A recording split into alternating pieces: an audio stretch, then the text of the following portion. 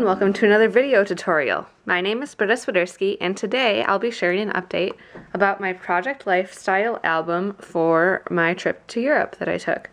So I wanted to keep you updated on the process and the progress as time has gone on, and I know several of you have emailed me asking for an update, so here's the update. I'm not quite as far as I wish I would be, but I mean, that's the process, I guess. So first I wanted to share some tools and some of the materials that I found really useful in this process of making the book. The Becky Higgins Project Life grid cards have been absolutely instrumental in holding places and putting places for journaling, and I don't think I could do it without them because they're perfect for every place that I don't have a photograph for. So they come in packs of 100, and I think I talked about these in my last video, but I actually am on my second pack of 3x4 grid cards now, and I still have about probably 30 left of my 4x6 cards. Another thing that wasn't out when I made my last video is this 3x4 die by My Favorite Things, and it cuts a 3x4 insert. And actually, it's really great for cutting out photos. I know that some of you may not see this as a tool that would be useful to you because you don't cut out very many pictures at one time. But if you're doing a lot of Project Life or you're doing a lot in one sitting, it's really great to be able to cut a photo without having to go around all four edges and things like that. The way that I use this is I cut out the window from a piece of thick vellum, and so I use this as my template on my cardstock so I can kind of see where to line it up, set it down there, tape it on with a piece of washi tape, and then run it through my Sizzix Big Shot. I also can use just a paper trimmer to trim down memorabilia, but I find that this is a lot easier and it pre-rounds the corners, so I don't need to do it myself. So yeah, I really like having this. It has saved me some time, and I think it's worth I think it was $14, somewhere around $10, $15 that this costs if you're doing a lot of 3x4 inserts. Another thing that's absolutely instrumental, the corner chomper. I have the 1/4 inch and 1/2 inch here, and this is the one that I use the most, and I use the 1/4 inch on pretty much everything that goes into the book. And then I found that stamps have been really fun for decorating, so I've been using a lot of Quinn's ABCs for all of my titles. This makes it so that I don't need to go to the computer and type up my thing and then make it look pretty and print it on the right paper.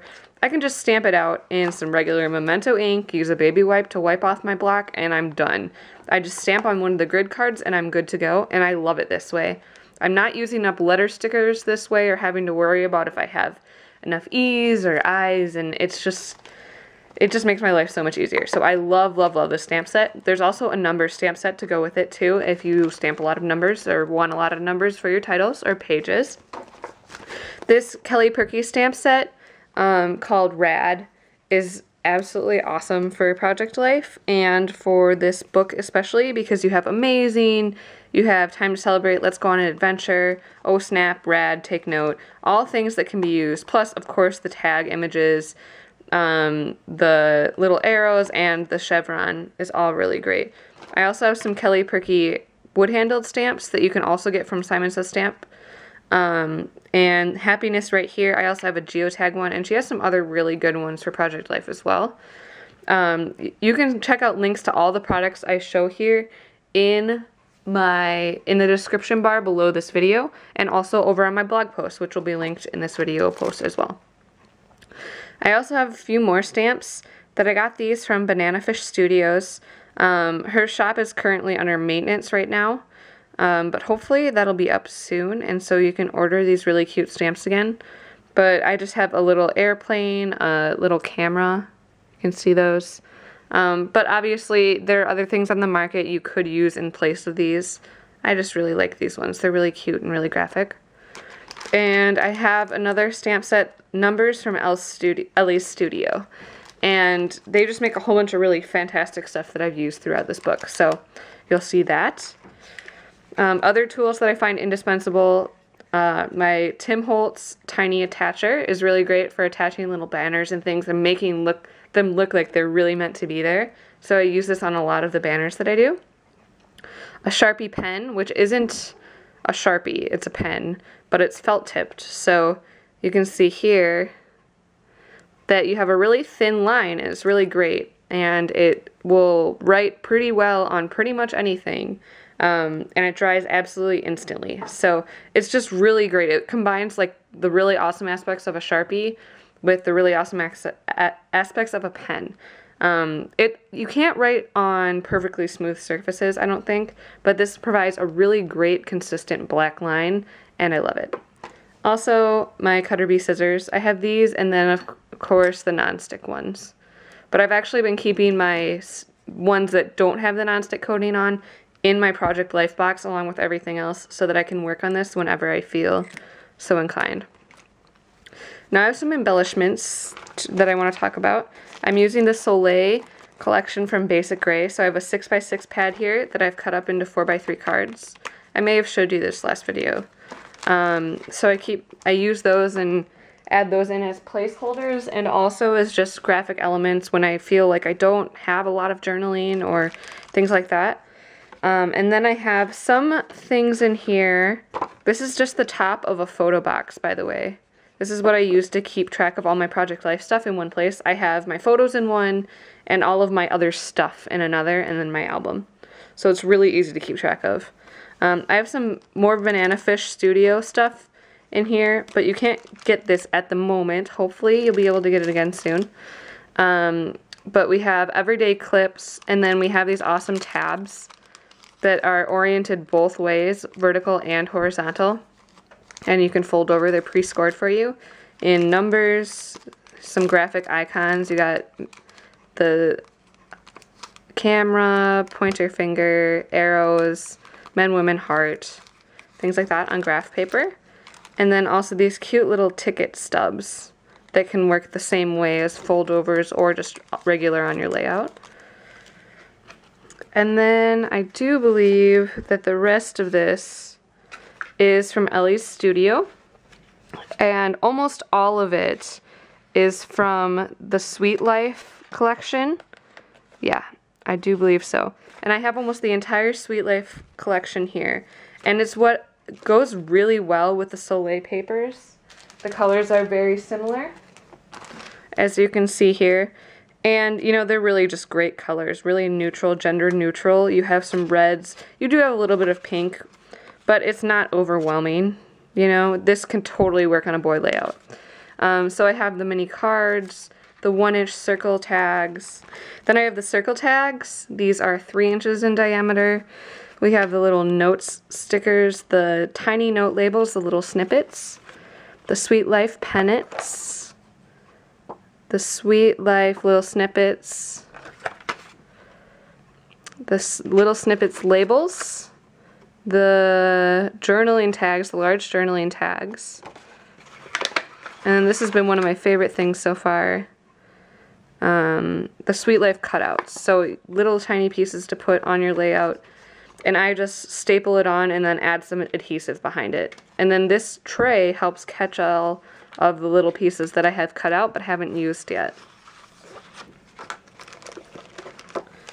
I'm also using these stickers from the Dear Lizzie collection. They're really awesome. They're gold and have white lettering on this one and then reverse on this. And I love these so much. I'm also going to use just whatever I have around, to be honest with you. But this is like the stuff that's in my box. It's only being used for this right now. And then, of course, my stamps.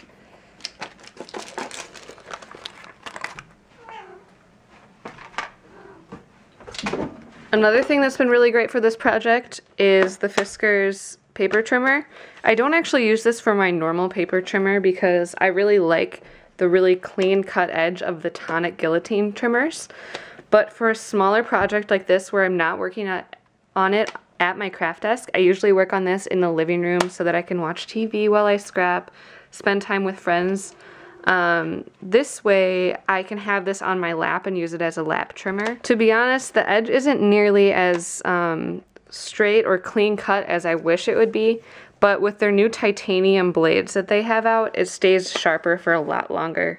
I haven't had to change this since I put it in, since I got the titanium blade, for several weeks. So it's made it through a lot of this project without having to change the blade. And of course the wire guide is really fantastic when you're cutting photos, so you can make sure that you're not cutting off anything important.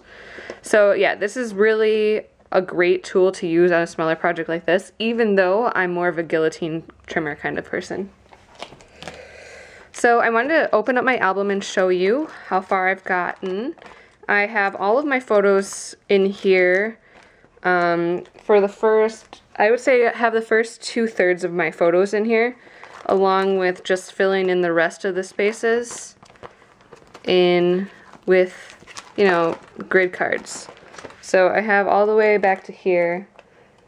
And then what I've been doing as I go here is keeping a full page protector with a white piece of cardstock here, so that when I'm working on this page right here, I can easily look and see where the grid lines are. If you're working on top of your other page protectors, it's going to make it a lot harder to see things. Trust me, I worked like that for a little while, and then I was like, why didn't I just put a piece of white paper behind it? I also use this when I'm working, like when I was working, I had Paris done first, so I actually put this on top of Paris so that I could see without being distracted by the other photos. So this is San Sebastian. I actually did a blog post on this because it was almost exactly 1 year ago from when I'm shooting this video. But I did a blog post on this. I'll post the link to that in my blog and on this blog post for this video. But I wanted to share this with you and share how I've put in my journaling and things like that. So the little elements are from the things that I showed you at the beginning. I've done my title in the Quinn's ABCs, just in black ink, just plain old black ink. I have little pull tabs here where I printed journaling, which I actually wrote in my blog post. You can read it on my blog post if you want. I just changed a few words from my blog post, added in, you know, more like personal things, not much to tell you the truth. And then cut a 1.5 inch circle out of the grid paper and adhered it, cut it in half and adhered it on the front and the back of this. So now I have a little pull tab.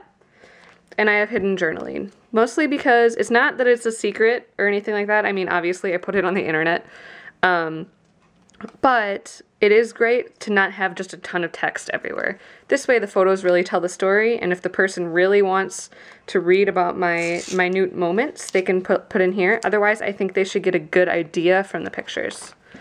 So then we have this next spread here. I have some of the gold letters and another grid card, some of the pattern paper here, a piece of the map that we used, Kelly Perky stamp over here. Just really simple. Here's another journaling card. Here's another layout. I have barely any embellishment on this because I had a lot of photos. So I have Urgul, which is the name of the mountain that we climbed up to see this statue of Jesus. So that was really awesome. We have favorite moment, little label here, a group picture. We have Quinn's ABCs again with the exploring. And to kind of complement the fact that I have this picture split into 2 page protectors, which I've done a lot throughout this book, to kind of make pictures fit how I really want them to fit. I actually cut this piece in half and adhered one side on this side and the other side on this side. And yeah, just wrote little things. So like when I want to talk about a picture, I'll do left and then right. Talk about these 2 pictures. Included little bits of map.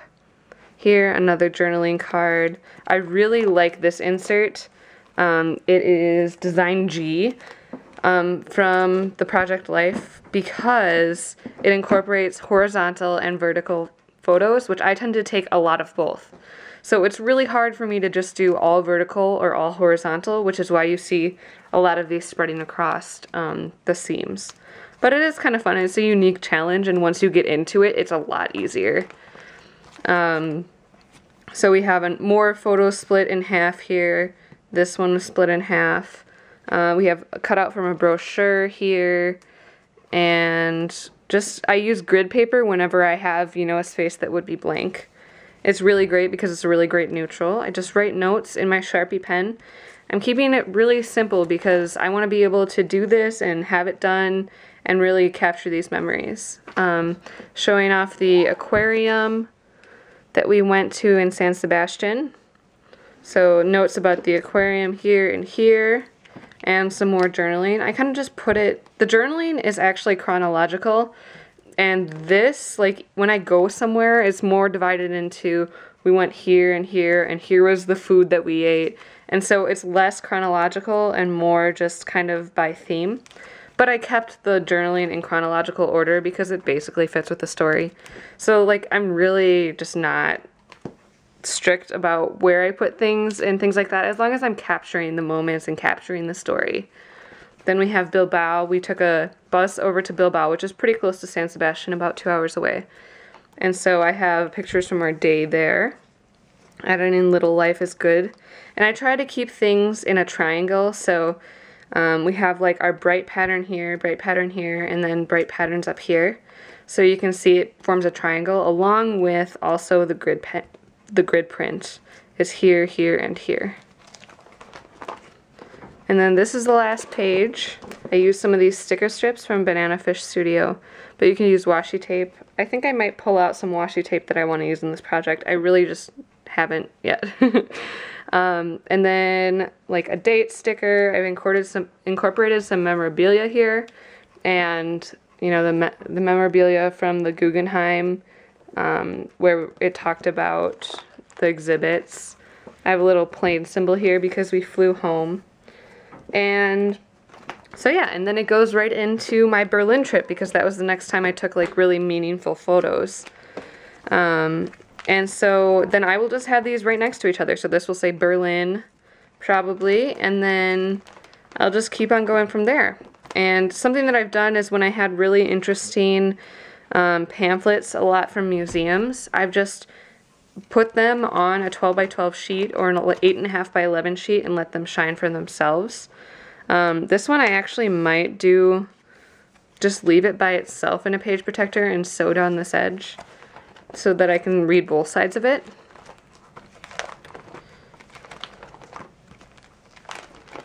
I've incorporated some receipts. And I really like these page protectors too. These half page, the Design H. They're really nice because when I'm like don't have that many photos and I want to still end the page so that it's still a spread, I can incorporate that in there. Or if I have just like a little mini trip that we did or just a random thing to add, I can add those in there.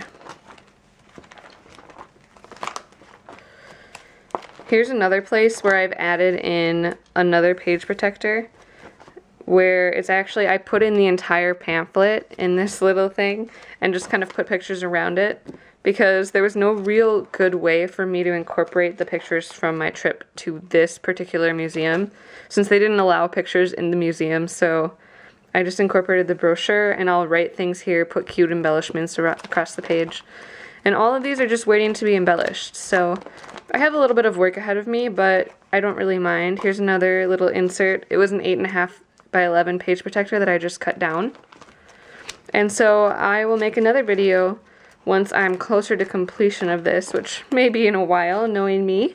But yeah, that's about where I am on my book. I think I'll be able to complete it within the amount of page protectors that I have, definitely within the amount of page protectors that I have, and within the album space, so that's a good thing to know. And once you get a groove going with the photography and putting the photos actually in the album, it gets a lot easier, but the first couple pages are kind of rough. So thank you so much for watching this video, and I hope you enjoyed seeing the progress, and I'll be back soon with another video tutorial for you. Leave a comment below if you liked it, and let me know what you're thinking if you're doing Project Life or what you'd like to see as other videos in the future. Thanks so much for watching, and I will catch you again next time.